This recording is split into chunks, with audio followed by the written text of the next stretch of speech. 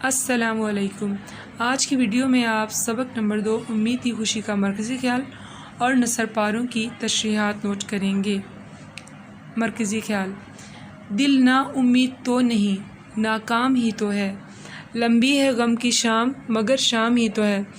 مضمون: امید کی خوشی میں مصنف نے امید کی اہمیت کو بیان کیا ہے کہ کیسے امید انسان کو زندہ رہنے کا بہانہ دیتی ہے۔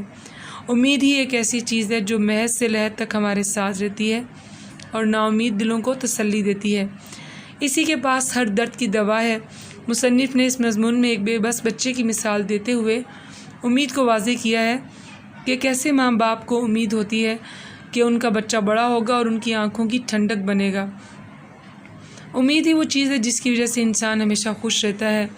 جتنے بھی غم اس کی زندگی میں آئیں، اسے امید ہوتی ہے کہ ایک دن سب کچھ ٹھیک ہو جائے گا۔ مرکزی خیال کا آپ آخری جملہ نہیں لکھیں گے۔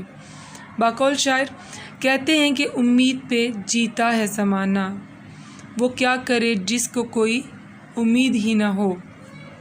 نثر پاروں کی تشریحات: نمبر 1، دیکھ وہ بے گناہ قیدی اندھیرے کنویں میں 7 تہہ خانوں میں بند ہے، اس کا سورج کا سا چمکنے والا چہرہ زرد ہے، بے یار و دیار، غیر قوم غیر مذہب کے لوگوں کے ہاتھوں میں قید ہے۔ تشریح: اس جملے میں مصنف نے ایک بے گناہ قیدی کی مثال دی ہے کہ وہ ایک تہہ خانے میں بند ہے، اس کا چمکتا سا چہرہ جس پر کبھی کوئی پریشانی نہیں آئی تھی زرد پڑ گیا ہے، غیر مذہب اور غیر قوم کے ہاتھوں میں قید ہے، لیکن اس وقت امید ہی ہے جو اس کو سہارا دیے ہوئے ہے۔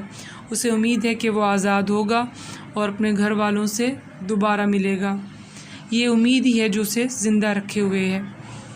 نثر پارہ نمبر 2، دیکھ نادان بے بس بچہ گہوارے میں سوتا ہے، اس کی مصیبت زدہ ماں اپنے دھندے میں لگی ہوئی ہے اور اس گہوارے کی ڈوری بھی ہلاتی جاتی ہے، ہاتھ کام میں اور دل بچے میں ہے۔ تشریح: اس جملے میں مصنف نے ایک ماں اور اس کے بے بس بچے کی مثال دی ہے کہ کیسے وہ بچہ گہوارے میں سو رہا ہے، اس کی ماں اپنے کام میں، لیکن اس کا دل بچے میں ہے۔ وہ اپنے کام بھی کر رہی ہے اور اپنے بچے کو لوری بھی سنا رہی ہے، جس میں وہ اپنی امید کا اظہار کر رہی ہے کہ جب وہ بڑا ہوگا تو اس کی خدمت اسی طرح کرے گا جس طرح ماں نے بچپن میں اس کی تھی۔ سبق کا خلاصہ آپ خود اپنے الفاظ میں کریں گے۔ سبق کو اچھے سے پڑھ لیجئے گا۔